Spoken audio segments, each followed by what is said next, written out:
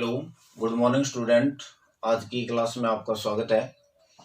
अपने chapter number first चल रहा था कंपोजिट फंक्शन, जिसके अंदर अपने दो टॉपिक कर लिए थे, फलन और संयुक्त फलन। आज अपने थर्ड टॉपिक करने जा रहे हैं प्रतिलोम फलन, और 1.1 एक्सरसाइज भी कंप्लीट कर ली थी। ठीक है, तो आज अपना जो टॉपिक है वो है इनवर्स फंक्शन, प्रतिलोम फलन। ठीक है, थर्ड टॉपिक है। तो देखिए, इनवर्स फलन जो होता है वो क्या होता है, भी प्रतिलोम फलन क्या चीज होती है। तो इसकी परिभाषा लिखी हुई है, परिभाषा को ध्यान से पढ़िए। क्या है भी, यदि फलन f a से b में एक अकेकी असाधक फलन हो तो f का प्रतिलोम फलन f इनवर्स b से a में परिभाषित होने वाला वह फलन है जिसके अंतर्गत प्रत्येक B belongs to B एक अद्वितीय अवयव A belongs to A से संबंध है, जहां F A बराबर क्या है, B है। ठीक है, तो देखिए इस डेफिनेशन के अंदर क्या है, B आपके पास मान लीजिए कोई एक फलन F है, वो परिभाषित है सेट A से B के अंदर। ठीक है, और वो फलन कौन सा है, अकेकीय साधक फलन है। तो अकेकीय साधक फलन आपको बता चुका हूं कौन सा होता है। तो फलन f जो है वो अकेकीय साधक फलन हो तो f का जो प्रतिलोम होता है, इनवर्स जो होता है, उसको सबसे पहले तो लिखा जाता है f इनवर्स। f के ऊपर इनवर्स का साइन लगता है।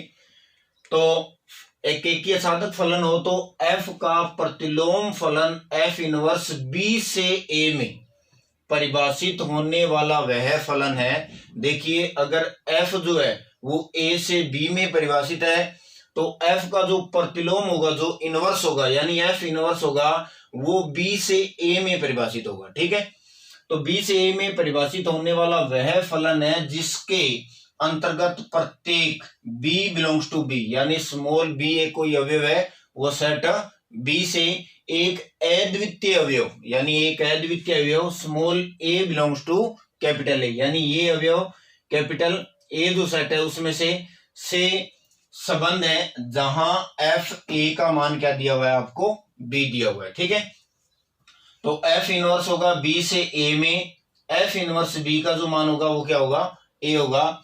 इंप्लाइज f a बराबर b है, जहां a बिलोंग्स टू a और b बिलोंग्स टू क्या है, b है। ठीक है, तो इस पूरी डेफिनेशन को एक एग्जांपल के द्वारा समझा रहा हूं आपको भी क्या होती है।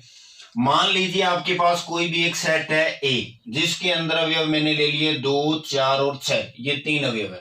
सेट B के अंदर अवयव है स्मॉल a, b और c।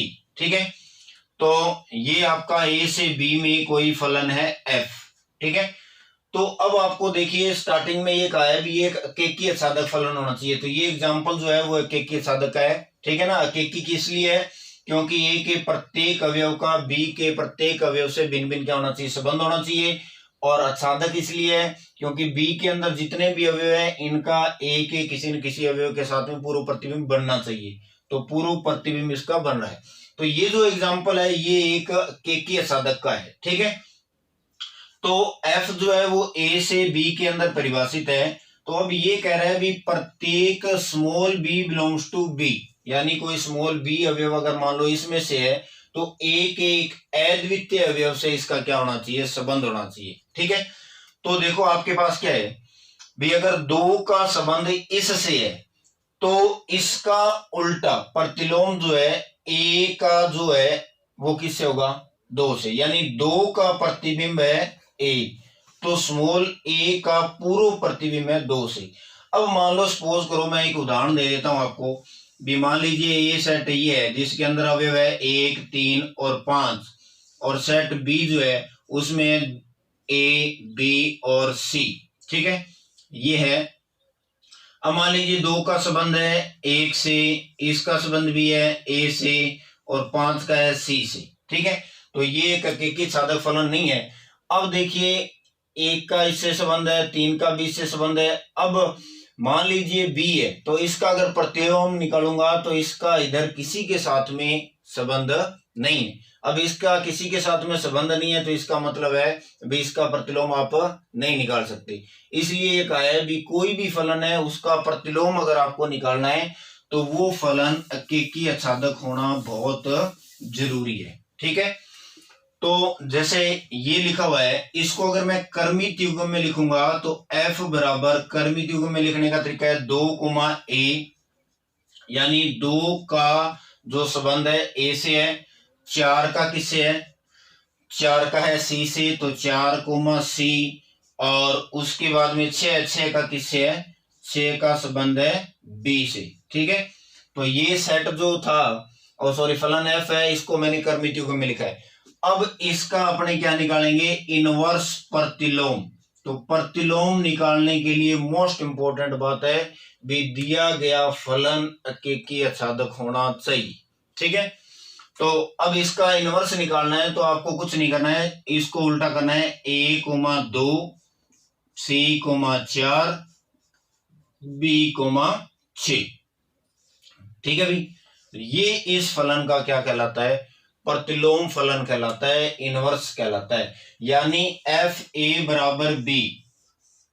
ठीक है ना, अगर मान लो जैसे मैं ये कह रहा हूं इधर f2 जो है इसका मान क्या है, a है, f2 का मान क्या है, a है, तो f जब उधर जाएगा तो f इनवर्स a, f उधर जाएगा तो प्रतिलोम इनवर्स में बदलेगा, तो f इनवर्स a का जो मान होगा, f इनवर्स a का मान होगा वो कितना होगा, 2 होगा। तो इस फलन का ये क्या कहलाता है, प्रतिलोम कहलाता है। ठीक है, तो डेफिनेशन दोबारा देखिए, यदि f a से b में एक एकेकी अच्छादक फलन हो तो f का प्रतिलोम फलन इससे लिखा जाता है f इनवर्स, वो b से a में परिभाषित होने वाला वह फलन है जिसके अंतर्गत प्रत्येक b बिलोंग्स टू b, यानी इसका अवयव जो है वो अद्वितीय अवयव a बिलोंग्स टू a, इसके अद्वितीय अवयव से क्या होना चाहिए, संबंध होना चाहिए, जहां पर f a का मान किसके बराबर है,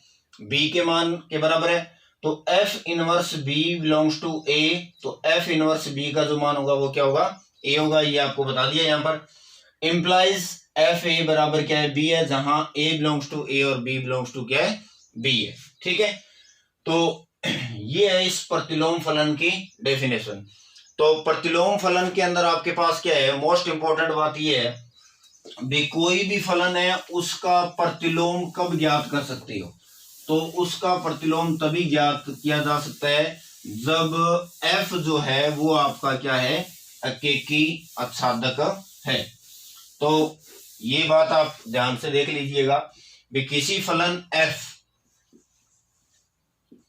किसी फलन f का प्रतिलोम विद्यमान होगा यदि f एक कौन सा फलन होगा, एकेकी आच्छादक फलन है। तो ये बात आप ध्यान से देख लेना भी यदि फलन f है इसका प्रतिलोम विद्यमान होगा कब, यदि f जो है वो आपका एक क्या होना चाहिए, एकेकी आच्छादक फलन होना चाहिए भी f का एकेकी आच्छादक होना कंपलसरी है, तभी आपका क्या निकाला जा सकता है, इसका प्रतिलोम। ठीक है भाई, तो ये तो थी प्रतिलोम की डेफिनेशन। ठीक है, अब आगे जो है प्रतिलोम फलन का अपने पढ़ेंगे भी प्रांत क्या होता है और उसका परिसर क्या होता है। ठीक है, भी प्रतिलोम जैसे फलन के अंदर अपने प्रांत और परिसर पढ़ा था, वैसे ही प्रतिलोम फलन का प्रांत एवं परिसर, भी प्रतिलोम फलन का प्रांत क्या चीज होती है और परिसर क्या होता है। ठीक है भाई, यानी domain and range of inverse function, range and domain inverse function. ठीक है, तो ये चीज समझने के लिए भी एक अपने एग्जांपल लेते हैं, कोई भी एनीवन। जैसे अभी मैंने आपको बताया था जो एग्जांपल दिया था अभी, जैसे एक सेट ए है जिसके अंदर अवयव मान लीजिए 3, 4, 5 और 6 है। एक सेट बी है जिसके अंदर अवयव है ए, बी, सी और डी। ठीक है, तो फलन आपको ऐसा लेना है, बी वो क्या होना चाहिए, एकैकी साधक होना चाहिए। अब मान लीजिए कोई फलन एफ है, वो ए से बी के अंदर परिभाषित है। ठीक है, तो सेट ए है, इसके अंदर अवयव देखिए, अवयव है 3, 4, 5 और 6। सेट जो बी है इसके अंदर अवयव है ए, बी, सी और डी। ए से बी में परिभाषित है कोई फलन एफ। ठीक है, अब मान लीजिए 3 का संबंध है स्मॉल बी से, 5 का संबंध है सी से, 4 का संबंध है ए से और 6 का संबंध है मान लीजिए डी से। ठीक है, तो ये मैंने एक उदाहरण लिखा है, वो एकैकी साधक फलन का उदाहरण है। ठीक है, अब इस उदाहरण के द्वारा ये फलन जो है वो ए से बी में परिभाषित है। तो अब आपको पता है भी एफ इनवर्स जो होगा वो किस में परिभाषित होगा, वो बी से किस में होगा, ए में। अगर एफ जो है वो एक एकैकी साधक फलन ए से बी में परिभाषित है तो एफ इनवर्स जो होगा वो बी से ए में होगा। अब देखिए बी से ए में होगा तो इधर अपने सेट कौन सा लिखेंगे, बी लिखेंगे, और इधर सेट कौन सा लिखेंगे, ए। तो एफ इनवर्स जो होगा वो आपका बी से ए में होगा। तो बी के अवयव लिखिए यहाँ पर, ए, बी, सी और डी। ठीक है, ए के अंदर है 3, 4, 5, 6। ठीक है, अब इधर देखिए ए जो था ये 4 जो है वो किसके साथ संबंध रखता है, ए से। तो इसका इसके साथ 3 का बी से, 3 का बी से, उसके बाद में 5 का सी से है और 6 का डी से। ठीक है, अब देखिए फलन के अंदर मैंने बताया था एफ का प्रांत। अब आपके पास एफ का जो प्रांत है वो क्या होगा, वो सेट ए के अवयव, यानी 3, 4, 5, 6, ये आपका एफ फलन एफ का प्रांत है। ठीक है, अब एफ का परिसर, तो एफ का परिसर बताइए भी क्या होगा, परिसर क्या चीज होती है, यानी बी के वो अवयव जिनका संबंध ए के अवयव से है। तो इसके अंदर सारे ही अवयव है, तो इसके अंदर क्या है, ए है, बी, सी और डी, ये जो 4 है अवयव, ये है एफ का परिसर यानी सेट बी। अब देखिए एफ इनवर्स का प्रांत, तो एफ इनवर्स का प्रांत क्या है, इधर बी के जो अवयव इधर ए के साथ संबंधित है, तो ये जो बी के अवयव है वो प्रांत है। तो प्रांत है इसका ए, बी, सी, डी, यानी सेट बी। और एफ इनवर्स का परिसर क्या होगा, ये अवयव जिनका संबंध बी के अवयव से है। तो एफ इनवर्स का परिसर, तो परिसर क्या होगा, 3, 4, 5 और 6, यानी सेट ए। ठीक है, तो इस उदाहरण से आपको क्या चीज समझ में आई, देखिए भी जो एफ का प्रांत है, ध्यान से देखिए भी एफ का प्रांत क्या है, सेट ए है, वो एफ इनवर्स का क्या हो गया, परिसर हो गया। ठीक है, एफ का जो परिसर है वो एफ इनवर्स का क्या हो गया, प्रांत। तो यहां से आपके पास क्या चीज आई, बी एफ का प्रांत बराबर किसके होगा, एफ इनवर्स के परिसर के बराबर होगा। ठीक है, नंबर 2, एफ का परिसर जो होगा, एफ का परिसर है वो एफ इनवर्स के प्रांत के बराबर होगा। ठीक है भाई, ये दो चीजें, प्रांत और परिसर, भी एफ इनवर्स जो प्रतिलोम फलन है आपका, उसका प्रांत क्या होगा और उसका परिसर क्या होगा। तो ध्यान रखना, एफ इनवर्स का जो प्रांत होगा वो एफ के परिसर के बराबर होगा, और एफ इनवर्स का परिसर होगा वो एफ के प्रांत के बराबर होगा। ये कैसे हुआ, ये आपके सामने एग्जांपल है। ठीक है, तो एफ जो है इसका प्रतिलोम, बस बार बार मैं एक ही बात कह रहा हूं, इसका प्रतिलोम तभी विद्यमान होगा जब आपका ये जो फलन है वो कौन सा फलन होना चाहिए, एकेकी आच्छादक फलन होना चाहिए। ठीक है। और एक चीज और ध्यान से देखना भी, अगर आपका f जो फलन है वो एकेकी आच्छादक है तो f इनवर्स भी आपका क्या होगा, एकेकी आच्छादक होगा। ठीक है ना। तो एक एकेकी आच्छादक फलन का प्रतिलोम भी क्या होता है, एकेकी आच्छादक होता है। ये चीज अपने पढ़ेंगे, आगे वाला टॉपिक है प्रतिलोम फलन के गुणधर्म। ठीक है। तो उस गुणधर्म में पढ़ेंगे अपने भी इसका जो कौन कौन से गुणधर्म होते हैं। तो ये एफ का जो प्रांत परिसर है एफ इनवर्स का, वो अच्छी तरह से देख लीजिए आप। ठीक है भाई। तो अब आगे वाला जो टॉपिक है इसके अंदर भी लास्ट इस प्रतिलोम का भी, प्रतिलोम फलन के गुणधर्म क्या क्या होते हैं। तो गुणधर्म अपने पढ़ेंगे। तो प्रतिलोम फलन के गुणधर्म क्या होते हैं, और उसके बाद में अपने इसके क्वेश्चन करेंगे भी, प्रतिलोम फलन को निकाला कैसे जाता है, कैसे डिफाइन किया जाता है, इसको निकालने का तरीका क्या होता है उसका। तो अब आगे देखिए आपके पास प्रतिलोम फलन के गुणधर्म, कुछ गुणधर्म है इसके। प्रतिलोम फलन के गुणधर्म यानी प्रॉपर्टीज ऑफ इनवर्स फंक्शन।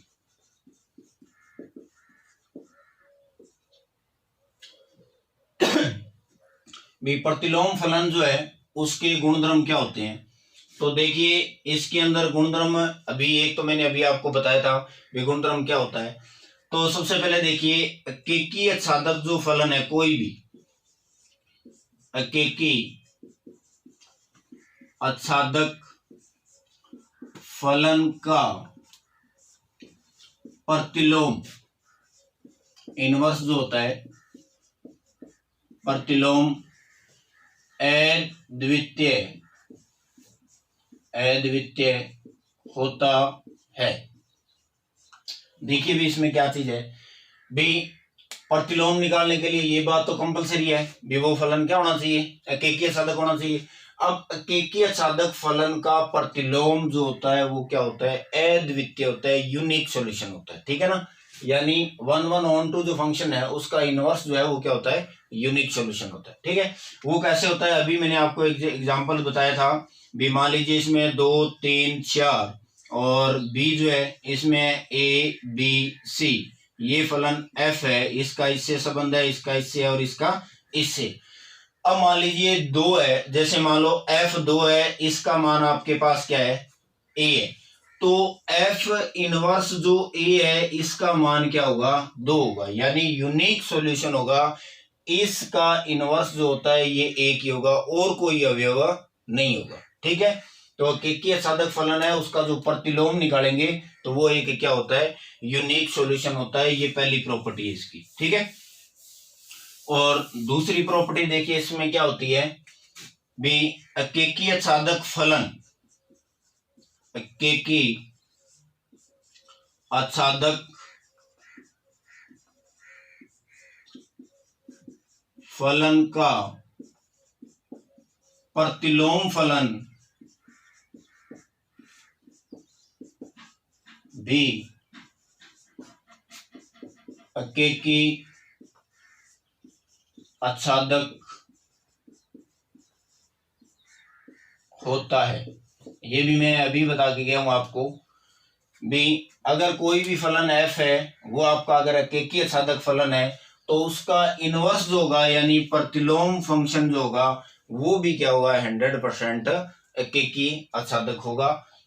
जो पीछे उदाहरण बताया उसमें भी आप देख लीजिए, क्योंकि जो फलन एकेकी आच्छादक होगा उसका प्रतिलोम जो है वो भी क्या होगा, एकेकी आच्छादक होगा। एग्जाम्पल इसमें देने की जरूरत नहीं, एग्जाम्पल आपको बता चुका हूं। अब थर्ड प्रॉपर्टी देखिए इसमें, यदि आपके पास कोई फलन है f, a से b में एकेकी आच्छादक फलन हो तो, ठीक है ना। बी मान लीजिए एफ जो है वो ए से बी में एकेकी साधक फलन हो तो एफ इनवर्स बी से ए में प्रतिलोम फलन बी से ए में प्रतिलोम फलन हो तो, ठीक है ना। अब मान लीजिए ए जो है वो एफ जो है वो ए से बी में एकेकी साधक फलन है और एफ इनवर्स जो है वो बी से ए में क्या है, प्रतिलोम फलन है। तो आपके पास क्या होता है, B F O F inverse वो बराबर होगा किसके, आई बी के, तथा एफ इनवर्स ओ एफ जो होगा वो किसके बराबर होता है, आई ए के। ठीक है, ये दो चीजें हैं। देखिए ये क्या चीज है, यानी ये है एफ ओ एफ इनवर्स का संयुक्त फलन है, एफ ओ एफ इनवर्स का संयुक्त फलन, यानी ये फलन एफ है, ये इसका प्रतिलोम फलन है, तो इनका संयुक्त फलन है जो वो तो होगा आई बी, और अगर एफ इनवर्स ऑफ एफ है इसका संयुक्त फलन क्या होगा, आई ए। जहां ये जो आपके पास आई ए तथा आई बी जो है ये तत्समक फलन, ठीक है भाई, आई ए और आई बी जो है ये कौन से फलन है, तत्समक फलन है। ठीक है, तो ये अभी बता रहा हूं आपको भी तत्समक फलन क्या होते हैं। तो सबसे पहले एक प्रॉपर्टी और रहेगी इसकी, फोर्थ प्रॉपर्टी। ठीक है, तो तीन देखिए, पहले भी एक एकेकी साधक फलन का प्रतिलोम अद्वितीय होता है, यूनिक होता है। उसके बाद में एकेकी साधक फलन का प्रतिलोम जो होगा वो भी क्या होगा, एकेकी साधक होगा। थर्ड प्रॉपर्टी अभी एफ ए से बी में परिभाषित है कोई एक एकेकी साधक फलन और एफ इनवर्स उसका प्रतिलोम फलन है, तो एफ ओ एफ इनवर्स जो है वो किसके बराबर होगा, आई बी के बराबर, और एफ इनवर्स ओ एफ जो होगा वो किसके बराबर होगा, आई ए के बराबर होगा। और आई ए और आई बी जो है वो कौन से है, तत्समक फलन है, आइडेंटिटी फंक्शन है। ठीक है, अब देखिए आपके पास तत्समक फलन क्या होता है ये बताने के बाद में आपको जो लास्ट प्रॉपर्टी रहेगी इसकी फोर्थ प्रॉपर्टी वो करेंगे भी, तत्समक फलन क्या होता है। ठीक है, तो आइडेंटिटी फंक्शन तत्समक फलन, इसमें देखिए यदि f जो है कोई फलन f जो है वो a से a में तत्समक फलन कहलाता है,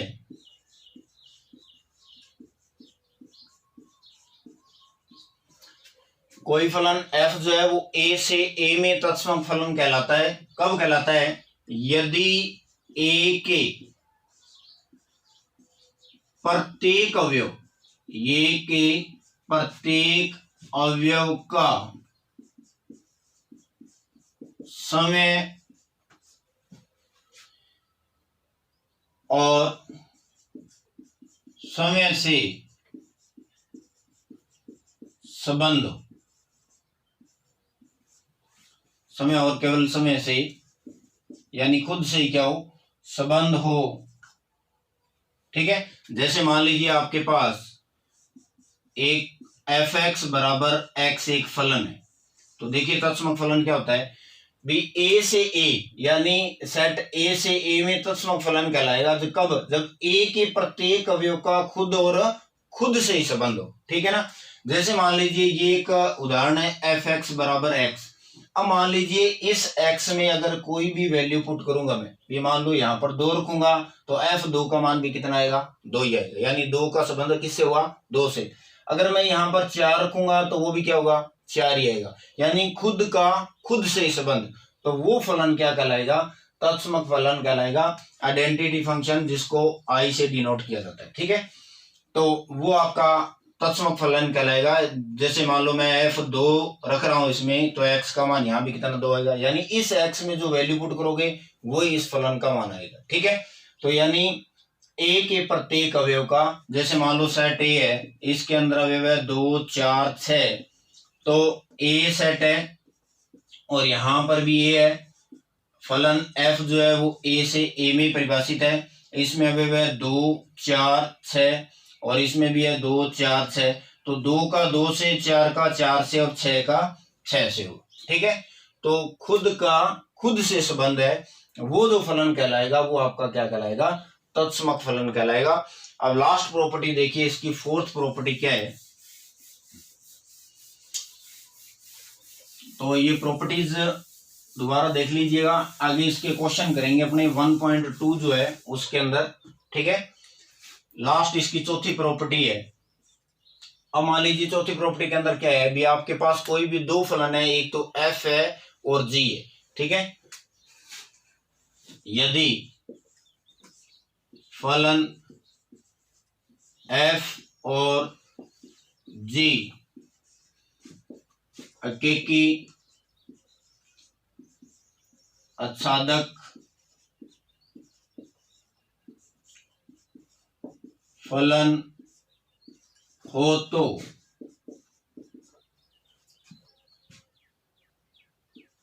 इनका संयुक्त फलन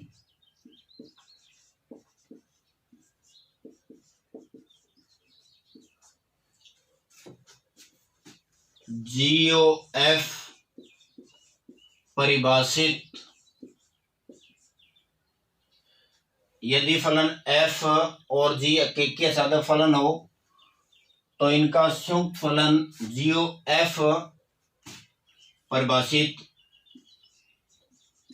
हो तो GOF का प्रतिलोम फलन, GOF का प्रतिलोम फलन विद्यमान होगा।